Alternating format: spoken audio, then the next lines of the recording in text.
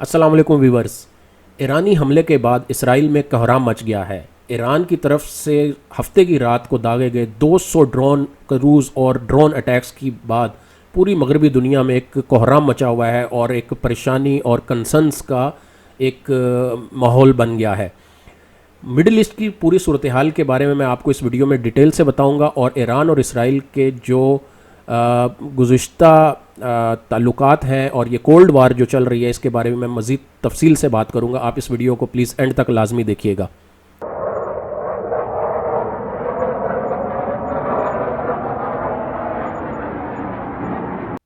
Viewers, Iran और Israel के माबैन कशीदगी कोई नई बात नहीं है, बल्कि ये दरीना दुश्मनी गुज़िश्ता 4 दहाइयों पर मुश्तमिल है। ईरान और इसराइल दोनों अपने इंटरेस्ट को प्रोटेक्ट करने के लिए एक दूसरे के खिलाफ प्रॉक्सी वॉर्स में मुलविस रहे हैं। लेकिन आप ये बात जानकर हैरान होंगे कि ये दुश्मनी हमेशा से नहीं थी, बल्कि इसराइल और ईरान के माबैन एक दौर ऐसा भी आया जब ये दोनों ममालिक एक दूसरे के साथ बरादराना और दोस्ताना ताल्लुकात रखते थे। इसराइल और ईरान के ताल्लुकात को हम 4 वाज़ेह हिस्सों में तकसीम कर सकते हैं। पहला हिस्सा, जो कि 1947 से लेकर 1953 तक मुहित है। इस दौरानिए में ईरान और इसराइल के माबैन एक रवायती से ताल्लुकात थे जिसे ना तो खुशगवार कहा जा सकता है और ना ही देरीना दुश्मनी, बल्कि दोनों ममालिक की एक दूसरे के मुतल्लिक मिलती जुलती राय थी। दूसरा दौर, जो कि पहलावी डायनेस्टी कहलाता है, ये दौर 1953 से लेकर 1979 तक रहा। इस दौर के ईरानी लीडर रज़ा शाह पहलावी थे। व्यूवर्स, ये वो दौर था जब इसराइल और ईरान की आपस में दोस्ती की मिसाल दी जाती थी। लेकिन जब 11 फरवरी 1979 में जब ईरानियन रेवोल्यूशन आया, जिसे हम इनकलाब ईरान भी कहते हैं या इस्लामिक रेवोल्यूशन कहा जाता है, इस इनकलाब के नतीजे में पहलावी डायनेस्टी का खात्मा हुआ और ईरान का नाम इस्लामिक रिपब्लिक ऑफ ईरान रखा गया और ईरान की कमांड आयतुल्लाह खमेनाई ने संभाली। व्यूवर्स, आयतुल्लाह खमेनाई एक इस्लामी नज़रियाती लीडर साबित हुए। उन्होंने रेवोल्यूशन के फ़ौरन बाद इसराइल के साथ सफारती ताल्लुकात ख़त्म कर दिए और आखिरी दौर गल्फ वार के बाद 1991 के बाद का पीरियड कहलाएगा। ये वो दौर है जब ईरान ने इसराइल के ख़िलाफ़ बरमला दुश्मनी का ऐलान किया और इन दोनों की दुश्मनी में खासा इजाफा हुआ। व्यूवर्स, ईरान ने जब इसराइल को तस्लीम किया था, इस वक्त ईरान में इस्लामी नज़रियाती हुकूमत नहीं थी, बल्कि यह हुकूमत पहलावी डायनेस्टी की थी, जिसे हाउस ऑफ पहलावी भी कहा जाता है। और इस दौर में ईरान का नाम इंपीरियल स्टेट ऑफ ईरान हुआ करता था। लेकिन जब रेवोल्यूशन आया और आयतुल्लाह रूहुल्लाह खामेनाई की हुकूमत आई, तो ईरान ने इसराइल के मुजालिम के ख़िलाफ़ आवाज़ बुलंद की। व्यूवर्स, आइए अब हम आपको मौजूदा हालात में होने वाले चंद वाक़यात से मुतल्लिक आगाह करते हैं। आपको याद होगा, अगस्त 2019 में एक इसराइली एयर स्ट्राइक ने 2 ट्रेंड मिलिट्री लीडर्स का सीरिया में ख़ात्मा किया। इस हमले के बाद इसराइल ने ईरान पर यह इल्ज़ाम लगाया कि ईरान इराक़, शुमाली सीरिया और लिबनान में अपनी फ़ौजी तनसीबात और असलहे की फराहमी को महदूद करे, और अगर ईरान इस हरकत से बाज ना आया तो इस तरह की मज़ीद कार्रवाइयाँ की जा सकती हैं। व्यूअर्स, जनवरी 2020 में ईरान के एक बहुत ही मारूफ मेजर जनरल कासिम सुलेमानी का, जो कि ईरानी रेवोल्यूशनरी गार्ड कमांडर थे, एक अमेरिकी ड्रोन स्ट्राइक से इराक़ के शहर बगदाद में इनका कत्ल हो जाता है। ईरान इस वाक़े का भरपूर एहतजाज करता है और अपनी अहम इमारतों पर सुर्ख झंडा लहरा देता है। नाज़रीन, ईरानी पार्लियामेंट पर सुर्ख झंडे का मतलब ये है कि ऐलान जंग और ऐलान जंग के बाद डंका जंग बजा दिया गया है। इस ख़तरनाक अमल की वजह से इसराइल और इसके इत्तेहादियों में एक बेचैनी और खौफ फैल जाता है।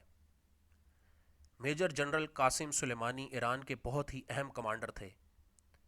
मेजर जनरल कासिम सुलेमानी का बदला लेने के लिए ईरान इराक़ में मौजूद अमेरिकी 2 मिलिट्री अड्डों पर अटैक करता है, जिसके नतीजे में अमेरिका का काफ़ी भारी नुकसान होता है और इसके तकरीबन 100 से ज़ायद मिलिट्री पर्सनल इस मिसाइल हमले में ज़ख्मी हो जाते हैं।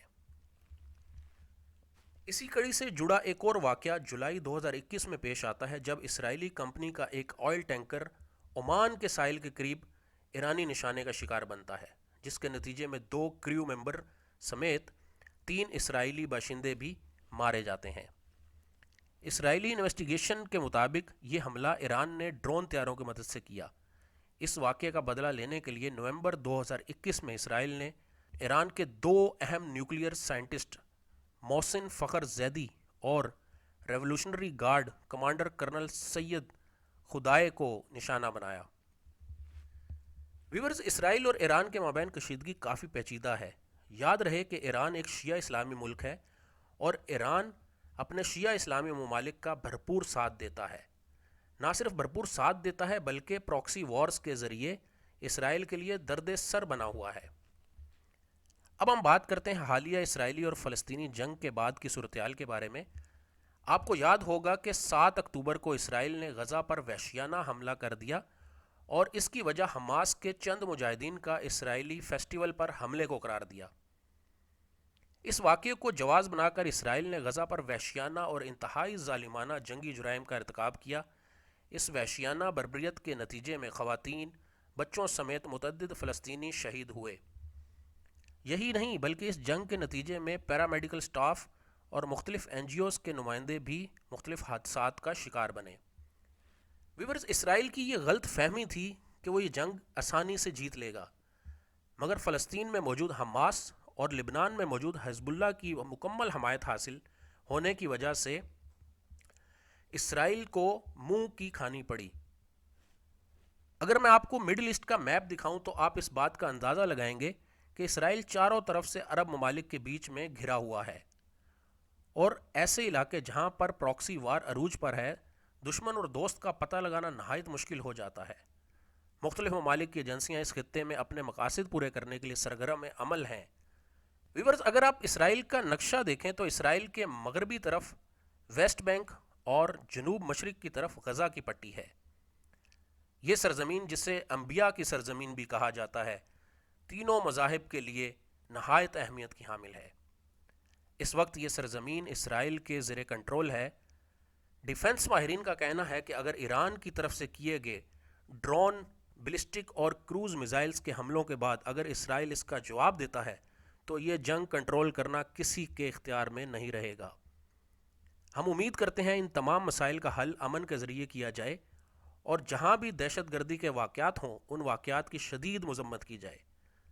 ویورز، ہم آپ کو لمحہ بلمحہ مشرق وسطیٰ کی صورتحال سے آگاہ کرتے رہیں گے۔ میں آپ سے گزارش کرتا ہوں کہ ہماری اگلی ویڈیو کا انتظار کریں اور ہمارے چینل کو سبسکرائب کرنا مت بھولیے گا تاکہ آپ تک ایران اور اسرائیل جنگ کی تازہ ترین صورتحال پہنچتی رہے۔ اپنا بہت سارا خیال رکھیے گا۔ Take care. اللہ حافظ۔